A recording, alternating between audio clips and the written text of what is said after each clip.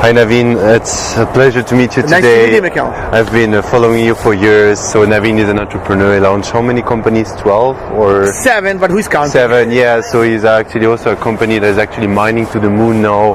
He's going into healthcare, want to go into education, and he has this secret for innovation, which is like this mindset of thinking moonshot, thinking big to attract talents. Can you just say, a few words how we can think big to actually disrupt an industry such as healthcare?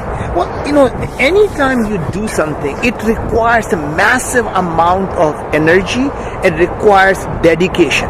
And you can't dedicate your life to something unless you believe it's going to help change the lives of billions of people out there. So unless you're thinking something so audacious that's going to change the way people live their life, you can't wake up at 4 a.m. and jump out of the bed. So you have to be really thinking about, why would I dedicate 10 years of my life doing something that, even if it's successful, is not going to help millions or billions of people, right? So you have to think about, what are these big problems that, if successful, you can completely change healthcare, education, agriculture, creating abundance of water, creating abundance of food, creating abundance of energy, abundance of land. And once we do that, it doesn't mean we're going to run out of the problem. It's just that we'll have a different set of problems to solve, such as, why do we have to speak to convey our ideas? Why can't our mind actually broadcast and everybody can hear it without my talking? Because this auditory part is so slow for us to be conveying our thoughts.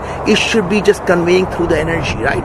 What if it, today we are able to understand the human biology at a molecular level. That means the body that used to be physical is now becoming digital. And that is allowing us to use artificial intelligence to modulate the foods that will allow you to stay healthy. So it's not about health care, it should be simply about health, right? You don't have to manage, you really need to be healthy. And now we are learning is all diseases begin in the gut. One man's food is another man's poison, and let food be thy medicine, let thy medicine be the food. And if we can do that, we will fundamentally change the way people live their life. And I have no doubt in my mind, in the next decade, we're going to make illness optional. So I started this company called Viome, which is Viome, V as in Victor. And the only thing is, we analyze everything that's happening in your body. So today we started with your gut test. We are launching the host side on a blood transcriptomics. We're launching the saliva transcriptomics. That will allow us to see every gene that's expressed in the human body, and then applying the AI to see what are the right foods for you and what are the foods you should avoid and why. And when you do that, our hope is we'll be able to prevent the chronic diseases and we'll be able to reverse the chronic diseases. So my hope is, in the next decade, we can actually make the chronic diseases truly a matter of choice, not a matter of bad luck. This is amazing. But I have one question. We have a lot of startups that go direct to consumer and actually trying to preventive health, but most of the costs are into the 65 plus people, right? We see the statistics, and this is why there is nothing really happening into the preventive healthcare.